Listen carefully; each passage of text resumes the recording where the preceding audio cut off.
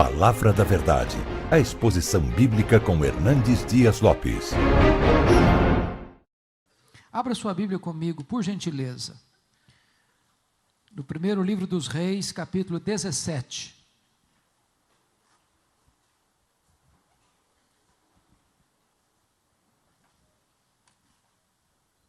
Primeiro livro dos Reis, capítulo 17.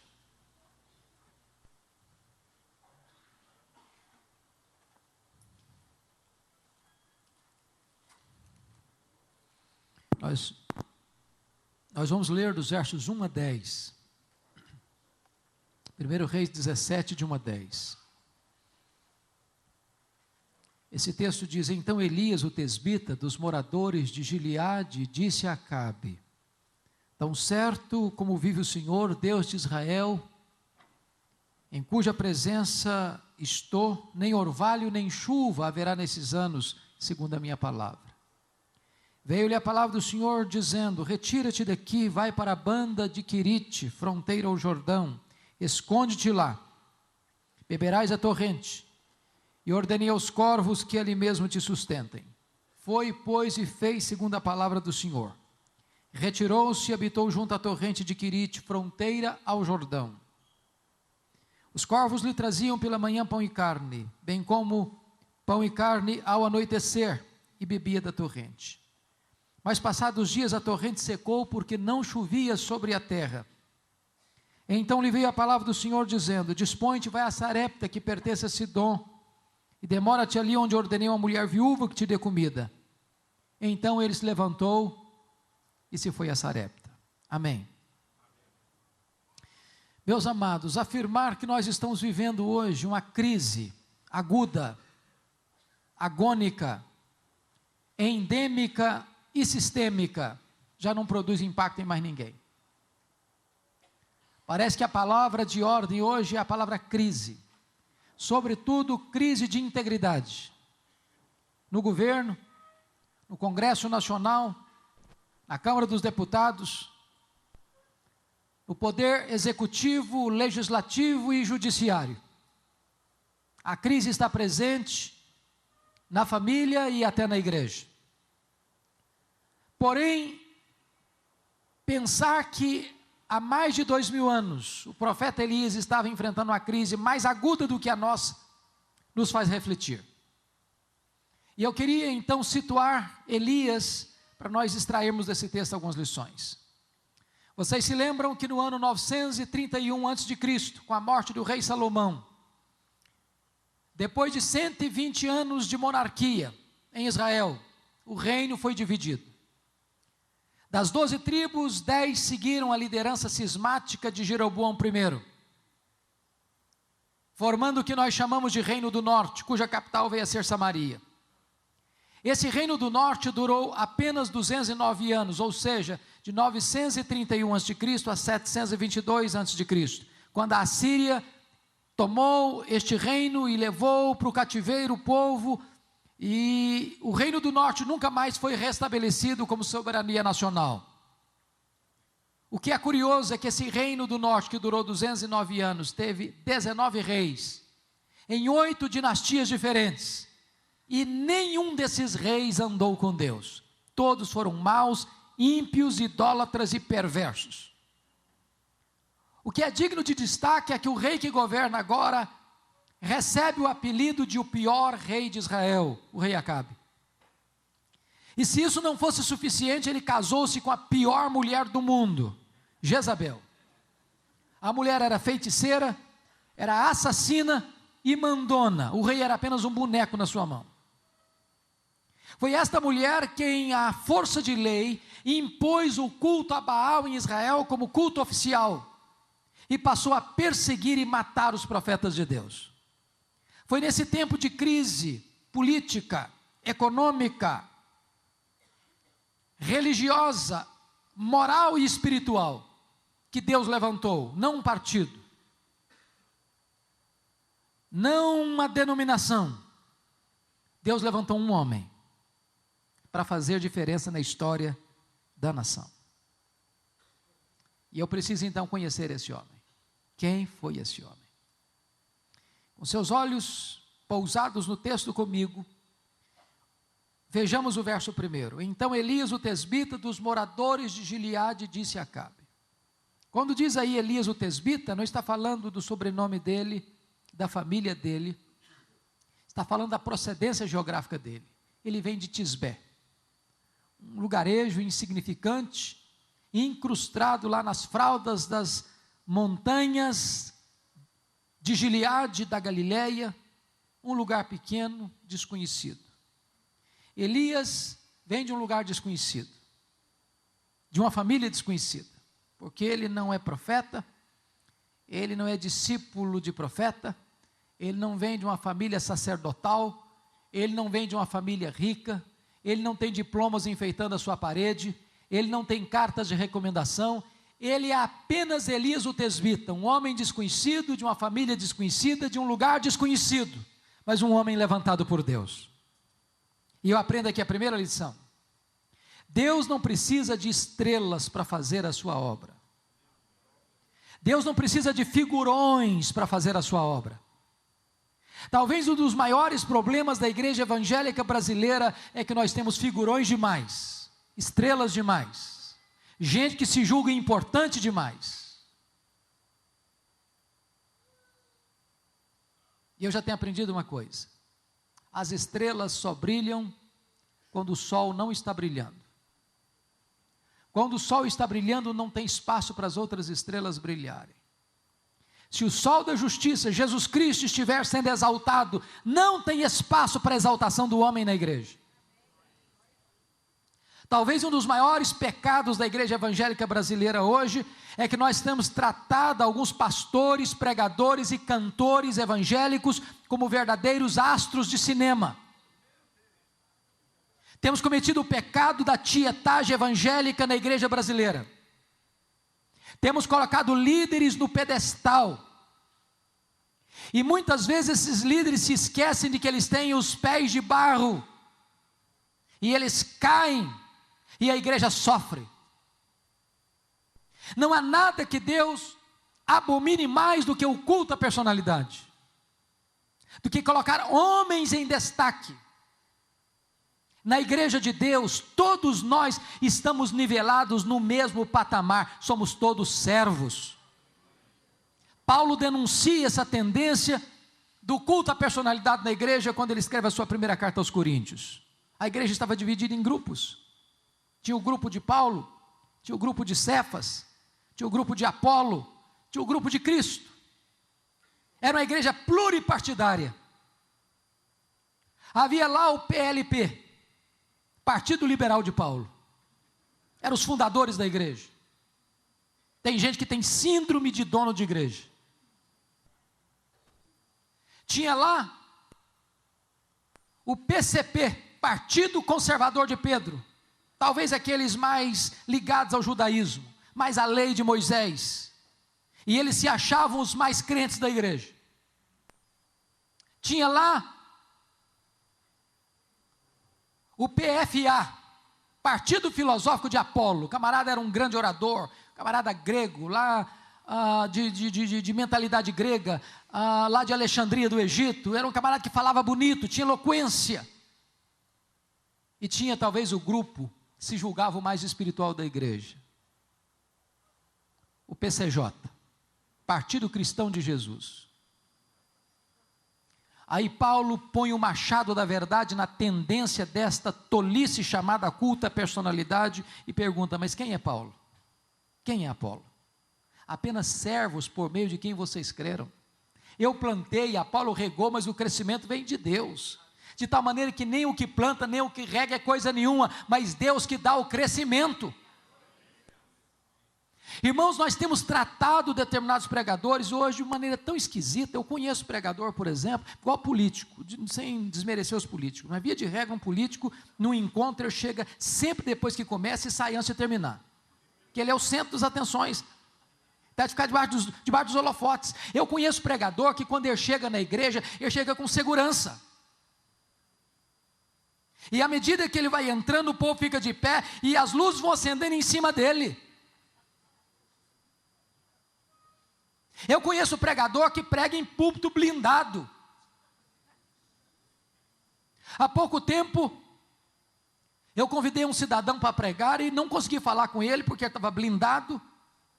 Quando eu consegui falar com a secretária, disse: eu gostaria de convidar o fulano de tal para pregar. A secretária dizia: não prega mais em igrejas, mas não, eu só prego em grandes encontros. Aí eu disse para a secretária: então o seu pastor é mais importante do que Jesus, e mais importante que o apóstolo Paulo, porque pelo que me consta, Jesus pregou o seu melhor sermão para uma pessoa só, e Paulo pregava publicamente e também de casa em casa. Nós estamos hoje vivendo a realidade de pastores e cantores que só vão pregar diante de altos cachês. Estamos comercializando o sagrado. Há poucos dias um colega meu dos Estados Unidos ligou para um cantor aqui no Brasil, e sem desmerecer nenhum cantor, eu os amo e admiro o trabalho deles. Mas o irmão já respondeu no telefone: aleluia, irmão. Falei: aleluia, eu estou querendo te convidar para vir cantar aqui na igreja. Falei: uma condição, eu vou sim, mas eu quero 2 passagens de primeira classe, quero um hotel 5 estrelas, quero um carro à minha disposição, e quero $10.000 depositados antecipadamente na minha conta. Aí o pastor, coitado, ficou embaraçado e disse: meu irmão, eu tenho algumas dificuldades. Primeiro, que não tem hotel 5 estrelas na cidade que eu estou. Segundo, que eu não tenho $10.000 para botar na sua conta. E terceiro, que eu já perdi a vontade de convidar também.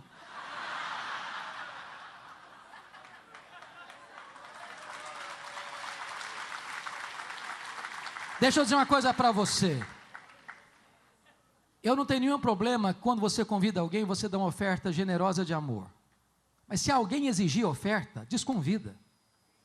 Ainda que o pedido que ele fez é menor do que o que você queria dar. Porque nós não podemos permitir que a igreja vire um mercado. Nós não podemos comercializar aquilo que é a graça de Deus.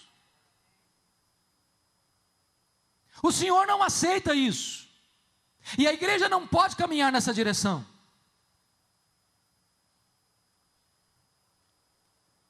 Veja comigo ainda o verso 1. Elias disse para Acabe: tão certo como vive o Senhor, em cuja presença estou, nem orvalho nem chuva haverá nesses anos, segundo a minha palavra. E você pergunta: mas por que tamanha certeza ou ousadia de Elias? O texto não responde. Mas a resposta está em Tiago 5,17, quando está escrito lá: Elias orou com instância para não chover, e não choveu. Segunda lição que eu aprendo: só pode se levantar diante dos homens quem primeiro se prostra diante de Deus. Elias só se levantou diante do rei porque primeiro se prostrou diante do Rei dos Reis. Talvez aqui está uma das maiores tragédias que abate a igreja brasileira, é que nós separamos academia de piedade. Nós separamos pregação de oração. Nós temos verdadeiros gigantes do saber no púlpito, mas verdadeiros nanicos de oração. Gente que tem luz na cabeça, mas não tem fogo no coração. Gente que tem fome de livro, mas não tem fome de Deus. Gente que conhece muito a respeito de Deus, mas não conhece a intimidade de Deus. E amados irmãos, se Deus não tocar o nosso coração para nos humilhar e nos quebrantar e nos levar aos joelhos, nós teremos ministérios brilhantes do ponto de vista da intelectualidade, mas secos, áridos e infrutíferos. Porque o poder pertence a Deus. E Deus reveste um povo que se humilha debaixo da sua poderosa mão. Mas veja comigo, que no verso 2 e 3 há uma transição radical na vida de Elias, muito radical. Eu diria para você que é até mesmo um anticlímax. Porque o homem que saiu do anonimato e começa o ministério pregando para o rei, e muitos de nós passam o ministério inteiro sem pregar para rei nenhum. Elias começa o ministério dele já no palácio. Deus tira o Elias dos holofotes, das luzes da ribalta, e leva o Elias agora para um deserto, para se esconder. Parece não fazer sentido. Parece não fazer sentido. Mas por que Deus faz isso? Eu quero dizer para você uma coisa nesta manhã. O deserto não é um acidente de percurso. O deserto é uma agenda de Deus na sua vida. É Deus quem matricula você na escola do deserto. O deserto é a escola superior do Espírito Santo, onde Deus treina os seus líderes mais importantes. Sabe por que Deus matricula você na escola do deserto? Porque Deus quer primeiro trabalhar em você, para depois trabalhar através de você. Em outras palavras, Deus está mais interessado em quem você é, do que no que você faz. Vida precede ministério. Eu vou dizer para você que a maior prioridade da sua vida não é fazer a obra de Deus, não é. A maior prioridade da sua vida é conhecer o Deus da obra. Quando Jesus chamou os apóstolos, não os chamou prioritariamente para pregar, chamou-os para estarem com Ele e só depois os enviou a pregar. Vida com Deus precede trabalho para Deus. Mas na escola do deserto você precisa aprender uma outra lição. Na escola do deserto você precisa depender do provedor mais do que da provisão. Notem que lá nesse deserto Elias tinha que se abastecer da fonte, beber da fonte, e Deus mandou garçons voadores para levar comida para ele. Mas olhe comigo o verso 7. Mas passado dias, a torrente secou, porque não chovia sobre a terra. A grande pergunta é: o que você vai fazer quando você está onde Deus mandou você estar, fazendo o que Deus mandou você fazer, e de repente a fonte seca? A provisão acaba. Quando a sua provisão acaba, Deus sabe onde você está, para onde você deve ir e o que você deve fazer. A sua provisão acabou, mas a de Deus não. A sua despensa está vazia, mas os celeiros de Deus estão cheios. A sua fonte secou, mas os mananciais de Deus continuam jorrando. Deus está levando você a entender que nessas horas você tem que depender mais do provedor do que da provisão. Me permitam, por favor, ilustrar isso com uma experiência pessoal. No ano 2000, eu fui para os Estados Unidos com a minha família para fazer um curso de doutorado na área de pregação. A igreja que eu pastoreio há 27 anos, a primeira igreja presbiteriana de Vitória, decidiu prover para mim um valor mensal de $2.300 para o nosso sustento. Eu fui com a intenção também de encontrar meia bolsa. Obviamente, desses 2.300 eu tinha algo a deduzir. Primeiro que pastor é dizimista. Muito embora tem muita gente falando contra o dízimo, mas o dízimo é bíblico. E pressupõe que todo pastor seja dizimista. Então, desses 2.300 eu já deixava 230 na tesouraria da igreja. Recebia 2,70. Nós temos uma secretária que trabalha conosco há mais de 20 anos e eu não achei justo deixá-la desamparada naquele tempo. Continuei pagando o salário dela. O apartamento onde eu morava foi uma secretária, uma missionária para morar lá, com a responsabilidade de pagar o condomínio, mas ela teve que mudar da cidade, em 5 meses eu tive que pagar o condomínio. O certo é que dos 2.300 eu recebia líquido 1.300. Quando eu chego em Jackson, Mississippi, tive algumas surpresas. Primeiro, não achei bolsa de 1 centavo. Segundo, não tinha escola pública para os nossos filhos, tive que pagar a escola para eles. Terceiro, não tinha transporte público, tive que comprar um carro. Quarto, tive que pagar a escola de inglês, pagar o seminário, pagar aluguel e todas as demais despesas naturais de uma casa, comprar livros e etc. Conclusão, nosso orçamento nunca tinha ficado e nunca ficou num valor inferior a 3.000 por mês. Eu tinha uma receita de 1.300. Eu tinha levado todas as minhas reservas pessoais e com 5 meses o carro quebrou.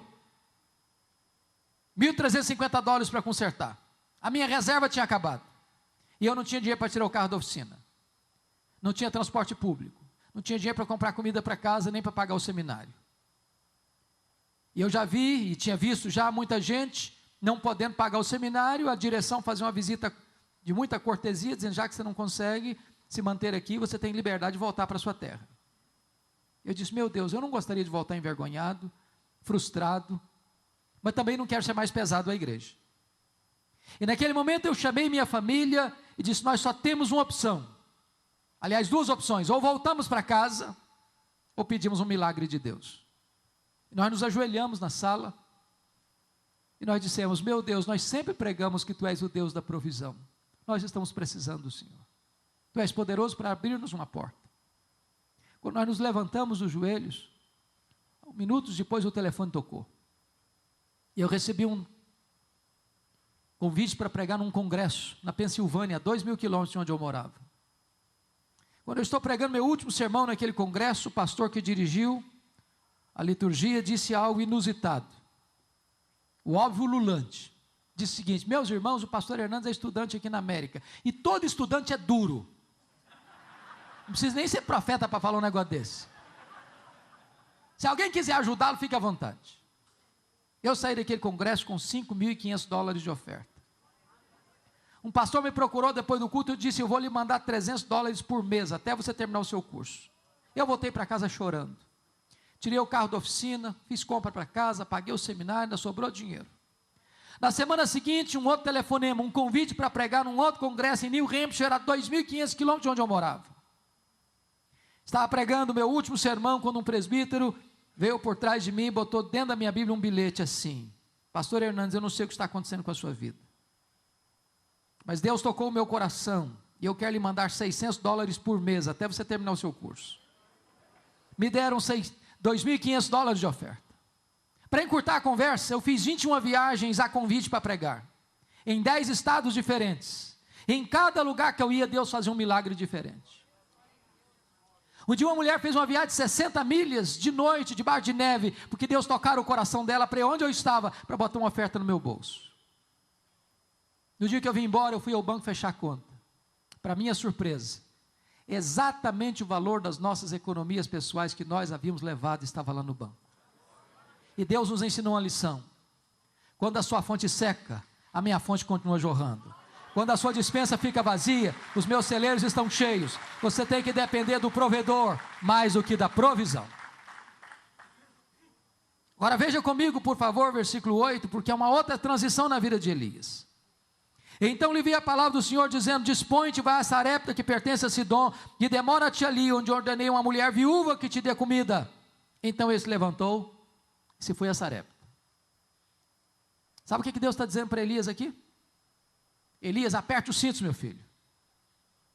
Vou matricular você agora no estágio mais avançado. Você acabou o estágio do deserto, agora eu vou jogar você na fornalha. Sarepta significa fornalha, fogo, cadinho. Deus ainda está trabalhando em Elias para depois trabalhar através de Elias. E note você que Deus manda Elias sair do esconderijo e ir para Sidom, fora de Israel. Só que conforme o capítulo 18 deste mesmo livro, versículo 10, você pode conferir aí na sua Bíblia, nesse tempo que Elias ficou escondido em Querite, Acabe o procurava, em Israel e nas nações vizinhas, para matá-lo. E para sair desse esconderijo, ele correu o risco de ser morto pela polícia de Acabe. Mas o Deus que manda é o Deus que protege. E Deus parece que tem senso de humor, porque o que Deus fala para ele não faz sentido. Era um tempo de fome na terra, e a seca atingindo Israel, atingia também os limites de Israel. E Deus diz: vai, porque lá eu ordenei uma mulher viúva que te dê comida. Se Deus dissesse o contrário, faria um pouco de sentido. Meu filho, chega de ficar descansando, chega de ficar escondido, vamos trabalhar um pouquinho agora. Eu vou te mandar para Sarepta para você cuidar de uma mulher viúva. Ele faria um pouquinho de sentido, ele teria um ministério.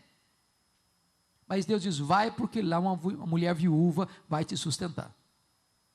E ele sai de Querite para não morrer de sede e quase morre de fome em Sarepta, porque a viúva que vai dar comida para ele está morrendo de fome. É como se Deus dissesse para você: pode ir, meu filho, a porta vai estar aberta. E você chega lá, a porta está fechada. Pode ir, meu filho, que vai ter provisão. Você chega lá, não tem provisão. É que Deus ainda está trabalhando em você, para depois trabalhar através de você. Deus está ensinando você que você tem que depender não da provisão, mas do provedor. Aquela viúva conheceu a Deus na cozinha. E eu fico imaginando que Deus não deve ter multiplicado um tonel de azeite, um saco de trigo para ela de uma vezada só. Eu acho que toda vez que aquela mulher ia para a cozinha, ela colocava lá a porção para fazer a refeição e olhava na vasilha, o nível do azeite era o mesmo, o nível do trigo era o mesmo, e todo dia Deus fazia um milagre naquela casa. O seu Deus ainda multiplica azeite na nossa botija e farinha na nossa panela. Ele é o Deus da provisão. Por outro lado, na mesma casa onde acontece um milagre, também acontece uma tragédia. O filho único desta viúva adoece e morre. Tem existido uma pregação por aí, amados irmãos, falsa, perigosa, dizendo o seguinte, que crente não pode ficar doente, crente não pode ter problema financeiro. Eu quero dizer para você que crente bate carro, crente fica doente, crente enfrenta luta, crente passa por vale sombrio, crente chora a dor dos seus mortos. Ser crente não é ficar blindado das intempéries naturais da vida, não é uma colônia de férias, nem um parque de diversões. Jesus nunca nos prometeu ausência de dor, de angústia, de aflição. O que Ele nos prometeu é estar conosco e nos dar vitória no meio das lutas. O que é grave é que esta mulher bota a culpa em Elias. Você que é pastor e está aqui hoje, sabe de uma coisa. Há uma tendência no ser humano de transferir e projetar suas dores e buscar um culpado para os dramas que enfrenta. Se um filho se divorcia, o culpado é o pastor. Se alguém enfrentou um problema financeiro, o culpado é o pastor. E o grande drama aqui é o seguinte, que talvez nada machuque mais o coração de um líder do que ser acusado daquilo que ele não deve. Talvez a tendência nossa é sermos valentes em nos defendermos. Eu conheço pastor que chega a dizer o seguinte, é melhor passar por cima do meu cadáver do que passar por cima dos meus direitos. O que me impressiona é que Elias não se defendeu, mesmo estando coberto de razão. Talvez aprendendo um princípio que Jesus ensinou mais tarde, não se esmaga a cana quebrada, nem apaga a torcida que fumega. Tripudiar sobre quem já está machucado e ferido não faz sentido. A única palavra que Elias diz para aquela viúva foi esta: transfira para os meus braços a sua dor, me dê seu filho morto aqui. E diz a Bíblia que ele pega a criança morta, sobe para o seu quarto, e lá ele abre o bico, lá ele fala muito, lá ele fala com Deus, nos ensinando uma outra lição: se nós orássemos mais, nós brigaríamos menos. Se nós orássemos mais, nós nos defenderíamos menos. Se nós orássemos mais, nós veríamos mais os milagres de Deus acontecendo. Quantas reuniões de liderança, madrugada adentro, com os nervos à flor da pele, com resultados pífios. Se nós orássemos mais, teríamos reuniões mais curtas e mais eficazes. O que me impressiona é que Elias tem coragem de fazer um pedido inédito para Deus. Não tem nenhum relato de ressurreição até então. Talvez se hoje alguém fosse fazer um pedido inédito para Deus, nós o chamaríamos de inconsequente, de herético, de heterodoxo, de insano. Mas Elias tem a capacidade de pedir para Deus algo inédito, para que Deus ressuscitasse o menino. E Deus ressuscitou. Deus faz o inaudito, o extraordinário, o insólito, o incomum. Deus faz milagres. Agora pense nessa cena comigo, irmãos. Dentro da realidade evangélica brasileira hoje, onde muitas pessoas fazem propaganda de si mesmos. Pense comigo se Elias fosse um desses estrelas de hoje no Brasil. Eu acho que antes de devolver o menino morto para a mãe, a primeira coisa que ele ia fazer é chamar uma coletiva da imprensa. E mostrar para todo mundo que quão grande homem ele era. Agora sim levantou-se um poderoso profeta de Deus que até os mortos ressuscitam. Eu acho que Elias ia fazer um pouco mais. Ele ia fazer um discurso de alto elogio antes de devolver o menino para a mãe. Eu acho que ele ia bater palmas para ele mesmo. Eu acho até que ele ia fazer um solo do hino Quão Grande És Tu diante do espelho. Elias não faz nada disso. Ele simplesmente diz para a mãe: mulher, o teu filho vive. Sabe o que ele está nos ensinando com isso? Se Deus está usando a sua vida e o seu ministério, amado irmão e irmã, bote a boca no pó. Porque Deus não divide a sua glória com ninguém. Não existe grande servo de Deus, não existe grande homem de Deus, existem servos servindo ao grande Deus. Só Deus é grande, só Deus merece a glória, só Deus é digno de ser adorado. Cabe a nós depositarmos nossas coroas aos seus pés. Agora deixa eu dizer uma coisa para você. Quando você honra Deus, Deus honra você. Aos que me honram, diz o Senhor, eu honrarei. Aos que me desprezam, eu desmerecerei. Olha comigo o último verso deste capítulo 17.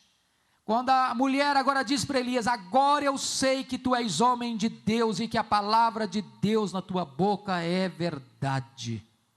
Ah, irmãos, que coisa magnífica. Porque hoje nós estamos correndo atrás de tantas coisas, de tantos títulos, de tanto sucesso, de tanto reconhecimento. E a maior necessidade nossa é sermos conhecidos como homens de Deus, mulheres de Deus. E o que me impressiona é que essa mulher diz: a palavra de Deus na tua boca é verdade. E aí eu fico curioso e com as pernas bambas de medo, porque é possível então que a palavra de Deus não seja verdade na minha boca. Porque uma coisa é proferir a palavra de Deus, outra coisa é ser boca de Deus. Jeremias 15:19 diz assim: se tu te arrependeres, eu te farei voltar e estarás na minha presença. Se apartares o precioso do vil, serás a minha boca. Você já parou para perceber isso? Chega um pregador e diz uma verdade, nada acontece. Chega outro e diz a mesma verdade, e os corações se derretem. Por quê? Por quê? É porque um é boca de Deus, o outro não é. Você se lembra de Geazi? Quando ele correu e botou o bastão profético no rosto do menino morto, o que aconteceu com o menino? Continuou morto. Mas o problema não era o bastão, era quem carregava o bastão.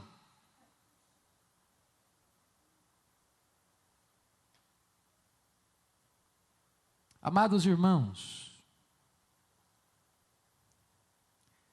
é tempo de nós pararmos para pensar que nós precisamos ser boca de Deus. Precisamos ter a unção de Deus, o poder de Deus. Eu não sei quantos pastores aqui conheceram reverendo Antônio Elias, que morreu com mais de 90 anos. Para nós, pelo menos presbiterianos, foi o maior exemplo que nós tivemos de vida piedosa no nosso meio. Aquele homem, quando ele pregava, e as mensagens dele eram muito simples, mas acontecia um fenômeno. Toda vez que aquele homem pregava, o povo caía em pranto, se quebrantava. Aí um dia, ele estava pregando num congresso, e chegou uma pessoa e fez uma pergunta, esperando uma resposta teológica profunda. E perguntaram: pastor Elias, Antônio Elias, o que é unção? E ele respondeu: é muito simples, meus filhos, unção é assim, uns são, outros não.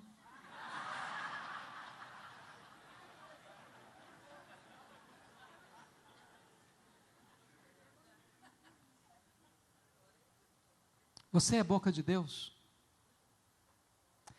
Você tem apartado o precioso do vil? Você tem abastecido a sua alma na fonte? Você tem sede de Deus? Você tem sido tratado por Deus? Você tem sido matriculado na escola de Deus? O que nós mais precisamos hoje é de homens que sejam boca de Deus.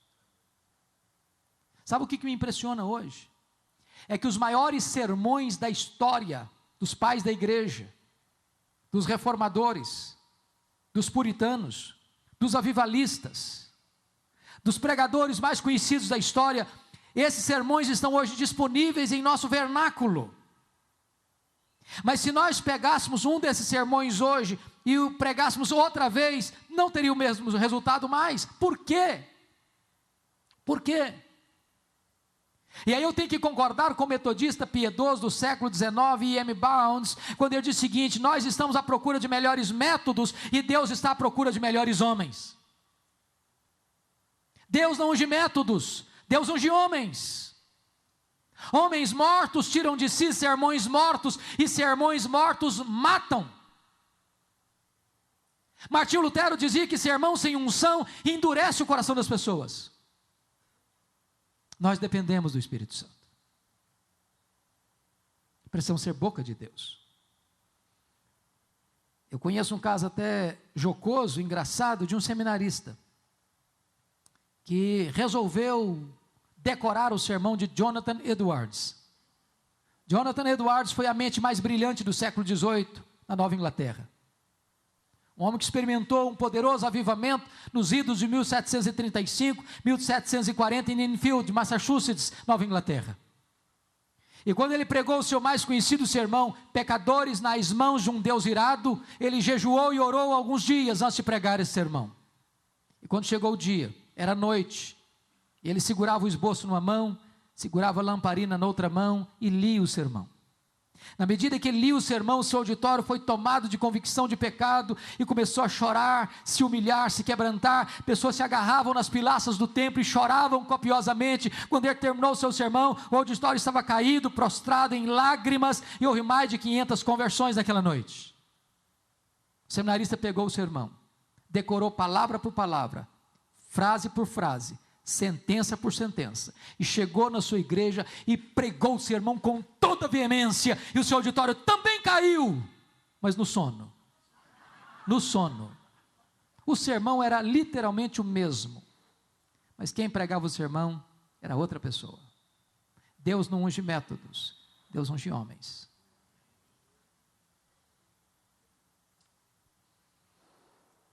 Por favor, caminhe comigo um pouco mais.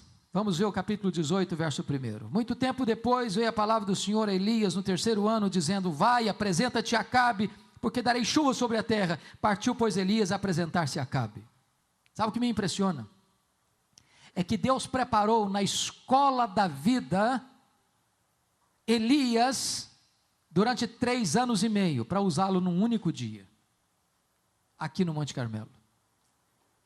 Deus não tem pressa quando se trata de treinar os seus líderes. Nós estamos vivendo na época do fast food, nós estamos vivendo na época de propagandas assim: entre nessa escola e aprenda a falar inglês num mês. Faça um curso de 1 semana e seja um líder eficaz. Não existe isso. Não existe isso. Não dá para pular estágios. Deus está trabalhando em você artesanalmente. Deus preparou Moisés 80 anos para usá-lo apenas 40. Deus preparou Elias 3 anos e meio para usá-lo num único dia. Jesus Cristo começou o seu ministério aos 30 anos, um ministério de 3. O tempo gasto em amolar o machado não é tempo perdido. Deus primeiro trabalha em você, então depois Deus trabalha através de você.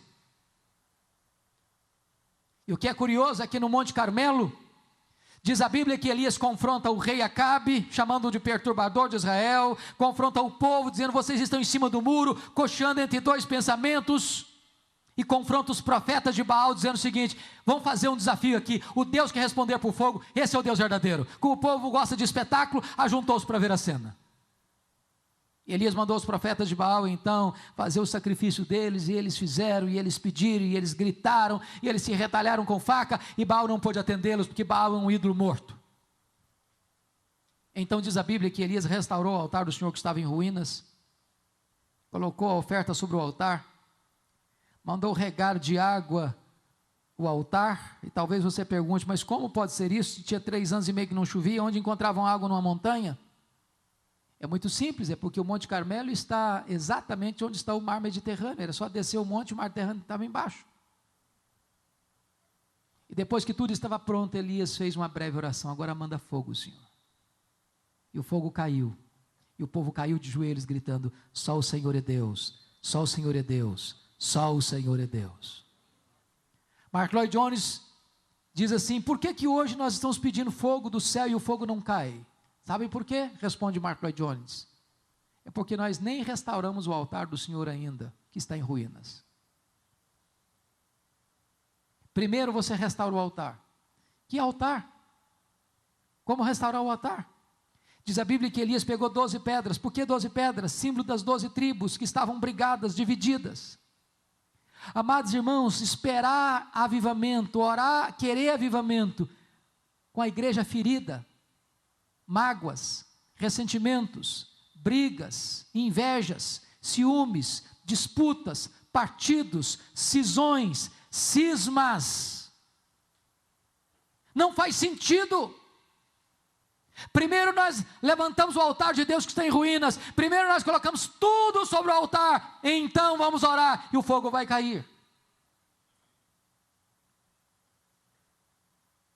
Diz a Bíblia que depois daquela magnífica vitória, Elias elimina os profetas de Baal e sobe para o alto da montanha. E lá ele bota a cabeça entre os joelhos e clama a Deus para que as torrentes voltassem para regar a terra. Eu não sei se você já parou para perguntar o seguinte, olha de novo o capítulo 18, verso 1 comigo. Muito tempo depois veio a palavra do Senhor a Elias, no 3º ano, dizendo, vai, apresenta-te a Acabe, porque darei chuva sobre a terra. O que me impressiona aqui é o seguinte, Deus não disse assim, vai, apresenta-te a Acabe, ore e eu darei chuva. Está escrito ore aí no versículo 1? Não. Por que Elias então subiu para o monte para orar? Porque a palavra de Deus é, vai, apresenta-te a Acabe e darei chuva. Não tinha no pacote da chuva oração. Por que Elias ora? A melhor explicação que eu tenho para esse texto até hoje, se você tiver uma melhor, me ajude, é que esse texto está mostrando para nós que a soberania de Deus não anula a responsabilidade humana. Da chuva, só Deus pode dar. Mas orar para chover é responsabilidade nossa. Abrir o coração do pecador, só o Espírito Santo pode abrir. Mas pregar para que o Espírito Santo abra o coração dele é responsabilidade nossa. Avivamento, só Deus pode dar. Mas preparar o caminho do Senhor para que ele se manifeste é responsabilidade nossa. E Elias orou, insistentemente, perseverantemente, humildemente, vitoriosamente, e as torrentes de Deus desceram. E aí, eu queria que você fosse comigo rapidamente para o capítulo 19, porque o capítulo 19 é um anticlímax no ministério de Elias, uma mancha, uma mácula no ministério de Elias. E se você estivesse escrevendo a biografia de Elias, talvez você pularia o capítulo 19. Esse gigante de Deus recebe um recado de Jezabel: faça-me os deuses o que me aprover, se amanhã a estas horas você, Elias, não estiver morto, como você matou os profetas de Baal. Diz a Bíblia que Elias temeu, que Elias fugiu, que Elias pediu para morrer e entrou em depressão. Você pode entender isso? Por que está escrito na Bíblia? Talvez para nos ensinar uma grande lição, e a lição é essa: todo líder tem os pés de barro. Você pode repetir essa frase comigo? Todo líder tem os pés de barro. Este homem, gigante de Deus, que orou e o céu se fechou. Esse gigante de Deus que orou e Deus multiplicou azeite e farinha. Esse gigante de Deus que orou e o morto ressuscitou. Esse gigante de Deus que orou e o fogo caiu. Esse gigante de Deus que orou e as chuvas desceram, agora está com medo, está fugindo, querendo morrer, depressivo. E eu queria tocar nesse assunto hoje, irmãos, porque não tem nenhum assunto mais complexo e talvez mais mal entendido na igreja evangélica do que o problema da depressão. Eu tive muita angústia na minha alma de lidar com esse tema e resolvi escrever um livro, Suicídio, Causas, Mito e Prevenção. E vocês sabem de um fato: há mais suicídios no mundo do que assassinatos. Para cada suicídio que é proclamado na imprensa, tem 10 que não são ditos. A principal causa de suicídio é a depressão. E muita gente olha para a depressão de maneira equivocada na igreja evangélica, talvez por duas influências. Primeiro, de um pregador neopentecostal, conhecido de todos vocês, chamado T.L. Osborne, que faz cruzadas no mundo inteiro para milhões de pessoas. T.L. Osborne diz que depressão é demônio. Aí quando a pessoa está deprimida, diz: você está com demônio. Aí bota mais uma tonelada de culpa nas costas dela. A outra influência para mim negativa vem de um escritor reformado, calvinista, chamado Jay Adams, que diz o seguinte, que depressão é pecado. Aí se tem alguém enfrentando a depressão, diz: não está em pecado. E tem muita gente dentro das nossas igrejas que sofre calada, porque dizem: não, você está em pecado, não tem demônio, ou você não tem fé, você é um fraco espiritual, é por isso que você está passando por isso. E eu vou dizer para vocês o seguinte: tem muitos crentes, irmãos nossos, se matando, chegando ao suicídio, por não entender que depressão é uma doença, que precisa ser tratada convenientemente, com remédio, com terapia e com fé. Será que depressão pode ter a ver com demônio? Pode. Você que é pastor e lida com gente que veio da feitiçaria, sabe que tem muita gente deprimida por causa disso. Será que depressão tem a ver com pecado? Pode ter também. Se você ler o Salmo 38, 32 e 51 de Davi, você vai ver que ele estava deprimido porque guardou o pecado no coração. Mas a pergunta é: um crente cheio do Espírito Santo pode enfrentar a depressão? E a resposta é: pode. Pode. Eu estava pregando num congresso em Belo Horizonte, falando sobre depressão, e quando eu fiz essa afirmação que um crente cheio do Espírito Santo pode ter depressão, levantou uma moça brava no auditório. E ela levantou o dedo e disse: pastor, o que o senhor está falando é um absurdo. Como é que um crente cheio do Espírito Santo pode ter depressão? Eu olhei para ela e disse: minha filha, como é que um crente cheio do Espírito Santo pode ter miopia e precisar usar óculos? Como é que um crente cheio do Espírito Santo pode entupir uma veia do coração e precisar fazer uma ponte safena?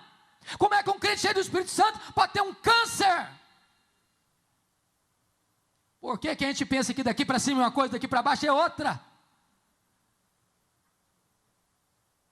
Eu gostaria de lhe dar 3 títulos para você estudar sobre esse assunto. Primeiro, um título secular: O Demônio do Meio-Dia, de Andrew Solomon. Todo pastor devia ler esse livro. O Demônio do Meio-Dia, de Andrew Solomon. É a melhor obra em português sobre depressão. Agora, um livro evangélico: O Sorriso Escondido de Deus, de John Piper. John Piper fala sobre 3 grandes líderes evangélicos no mundo que tinham depressão severas: David Brainerd, John Bunyan e William Cowper. David Brainerd foi o mais importante missionário do século XVIII, que trabalhou entre os índios peles vermelhas, um moço que morreu com 29 anos, que experimentou um avivamento entre os índios antropófagos. Ele era um homem tão crente, tão piedoso, que quando os índios caçavam para matá-lo e comê-lo, ao verem-no prostrado diante de Deus em lágrimas orando por eles, se quebrantavam, se convertiam, e um avivamento chegou naquelas selvas americanas. Ele era noivo da filha de Jonathan Edwards. Quando ele morreu, antes de se casar, Edwards pegou os dados do diário dele, as anotações do diário dele, e escreveu o Diário de David Brainerd, publicado pela editora Fiel. Certa feita perguntaram para John Wesley: John Wesley, qual o melhor livro no mundo para se ler depois da Bíblia? E Wesley respondeu: leia o Diário de David Brainerd. Esse homem tinha depressões crudelíssimas, homem de Deus. John Bunyan, todos vocês conhecem, pastor, pregador batista. Depois de perder sua mãe, de passar por muitas lutas e provas, foi preso por pregar a palavra de Deus em praça pública. A sua filhinha primogênita era cega e ele passou 14 anos na cadeia. Diziam para ele: se você parar de pregar em praça pública, nós soltamos você. Ele disse: se vocês me soltarem, amanhã eu estou na praça de novo pregando. Nas depressões amargas, completamente difíceis na prisão, ele escreveu o livro mais lido no mundo depois da Bíblia, O Peregrino. William Cowper era um compositor evangélico da Inglaterra, escreveu centenas de hinos, e ele tinha depressão tão severa que ele tentou se matar várias vezes. Se não for alguém monitorando-o, ele teria tirado a sua vida. E dele é a famosa frase: por trás de cada experiência carrancuda, esconde-se uma face sorridente. Irmãos amados, há muitos crentes nas nossas congregações, há muitos pastores, há muitos líderes lidando com depressão. E nós precisamos ajudá-los. A depressão se lida com remédio, com terapia e com fé. Elias estava deprimido. Por quê? Porque em vez de olhar para Deus, olhou para Jezabel. Segundo, porque olhou para a vida pelas lentes do retrovisor. Acabou, senhor, quer morrer, não tem mais nada para mim. Deus, não, meu filho, não acabou não, você ainda tem ministério. O melhor está pela frente. Você ainda vai ungir um profeta no seu lugar, você vai ungir um rei em Israel, ungir um rei na Síria. Aliás, você quer morrer, meu filho? Nem morrer você vai, cara, eu vou levar você para o céu sem você morrer. Por que ele está deprimido? Porque olhou para a vida com óculos escuros, disse, Senhor, só eu fiquei. Não, cara, para lá, você está fazendo uma leitura muito pessimista da realidade, tem 7.000 ainda que não se dobraram. Por que ele ficou deprimido? Porque ele entrou numa caverna. Ele não queria contato com mais ninguém, sabe disso? Quando uma pessoa depressiva diz, eu quero morrer, ela não quer morrer, ela quer viver. Só que ela não vê perspectiva, ela não vê saída, não vê uma fresta na janela. Quando ela está isolada, sozinha, ela quer ficar sozinha, mas nessa hora ela quer mais, ela precisa de gente do lado dela. É um grito de socorro. Como é que Deus cura a depressão do Elias? Primeiro, sonoterapia, bota o cara para dormir. Segundo, cardápio especial, prepara uma mesa para ele no deserto. Terceiro, manda o cara sair da caverna, vem para cá filho, desabafa, abra a caixa de ferramenta, abra o coração, conta o que está acontecendo. Depois, Deus corrige a visão dele. Não filho, o melhor está pela frente, e você tem ministério ainda. Eu vou dizer para você que talvez chegou nesse congresso pensando em desistir. Você que chegou nesse congresso desanimado com o ministério. Eu quero dizer para você em nome de Jesus, que o melhor do seu ministério está por vir. Deus restaura o Elias, Deus cura o Elias, Deus devolve Elias para o ministério e devolve o ministério para Elias. E eu quero terminar dizendo que agora Elias está lá no Jordão, Eliseu está no encalço dele, querendo porção dobrada do espírito dele, e eles haviam passado o Jordão a pé enxuto. Um milagre de Deus aconteceu, o Jordão se abriu, e de repente uma carruagem de ouro com cavalos de fogo, com cavalos de fogo, arrebatam Elias, ele sobe para o céu num redemoinho, e a capa de Elias fica na mão de Eliseu. Eliseu está de volta para os seus discípulos, chega no Jordão, as águas transbordam pelas ribanceiras, e Eliseu tem uma pergunta na alma, e a capa de Elias nas mãos, e a pergunta era esta: onde está o Senhor Deus de Elias? Que pergunta emblemática. Onde está o Senhor Deus de Elias? Em outras palavras, será que Deus só fez milagres ontem, ou Deus faz milagres ainda hoje? Será que Deus só agiu no passado, ou Deus ainda age no presente? Porque talvez essa é a nossa angústia, irmãos. Às vezes nós pregamos um evangelho de coisas que aconteceram, nós só voltamos para a história, para o passado, mas onde está o Deus do presente? É a angústia de Marta. Jesus chegou na aldeia de Betânia, e ela foi logo dizendo para Jesus, se tu estiveras aqui, o meu irmão não teria morrido. Conjugou o verbo no passado. Jesus disse, não Marta, o teu irmão há de ressurgir. Ela diz, eu sei que vai ressurgir no último dia. Conjugou o verbo no futuro. Jesus diz, não Marta, eu não fui, eu não serei, eu sou a ressurreição e a vida. Eu sou Deus que age agora. Onde está o Senhor Deus de Elias? Diz a Bíblia que Eliseu pega a capa de Elias e fere as águas do Jordão, e o rio se abre de novo. O Deus de Elias é o Deus de Eliseu. O Deus de Elias é o seu Deus, é o meu Deus, é o nosso Deus, é o Deus da igreja. Mas a grande pergunta nesta noite, nesta manhã, talvez não seja, onde está o Deus de Elias? A pergunta hoje é outra. Onde estão os Elias de Deus? Onde estão os Elias de Deus? Eles estão aqui. Você é um Elias de Deus.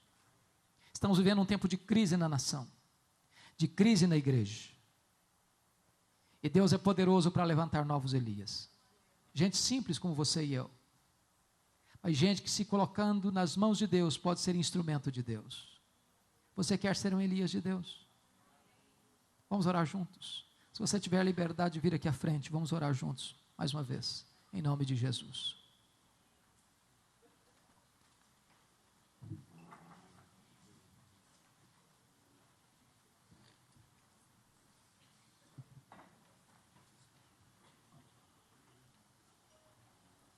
Irmãos amados, o que Deus pode fazer se alguém nesta manhã se colocar nas mãos do Deus vivo. O que Deus pode fazer na sua vida, na sua família, no seu ministério, na sua igreja, na sua cidade, nesta nação. Quem sabe Deus levante novos Elias aqui hoje. Gente que vai ser matriculada por Deus na escola do deserto. Gente que talvez até seja jogado na fornalha. Mas eu quero dizer para você que a fornalha de Deus só queima as amarras, nem um fio de cabelo da sua cabeça vai ser tostado.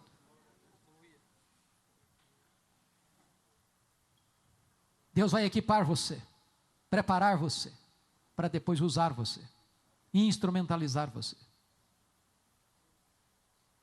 Talvez você veja aqui hoje, você está numa caverna. Talvez você veja aqui hoje para ficar anônimo. Mas Deus encontrou você. Deus viu você. E Deus está dizendo: meu filho, saia dessa caverna. Volte a sonhar. Volte à luta. Volte à trincheira. Você ainda tem muita coisa para fazer. Seu ministério não acabou. Em nome de Jesus, não feche as cortinas. Volte, porque o melhor está por vir. O melhor está pela frente. E quando eu terminar a minha obra em você, então eu levo você para casa. Outras pessoas vão de continuar o seu trabalho. Mas enquanto eu tiver um plano na sua vida, eu quero que você esteja de pé. Louvado seja o teu nome, Senhor. Louvado seja o teu nome. Porque tu és o Deus vivo, o Deus todo-poderoso. O Deus que chama, o Deus que vocaciona, o Deus que equipa, o Deus que prepara, o Deus que forja, o Deus que instrumentaliza, o Deus que reveste de poder. Oh Senhor, visita o teu povo nesta tarde em nome de Jesus. Volta o teu rosto para nós, Senhor. Traz sobre nós a luz da tua face. Põe os teus olhos neste lugar, ó Deus. Tu conheces aqui a vida de cada pastor, de cada mulher, de cada líder, de cada crente em Cristo Jesus. Tu sabes a necessidade pessoal, particular, individual de cada pessoa. Tu sabes a dor que pulsa na alma de cada pessoa. Tu sabes os dramas, as dúvidas, as angústias e as perguntas, talvez até sem respostas, que latejam na alma de cada pessoa. Mas Deus, em nome de Jesus, não permita que o teu povo volte para casa sem uma palavra tua, sem uma resposta tua, sem um toque teu, sem uma manifestação do teu poder na sua vida.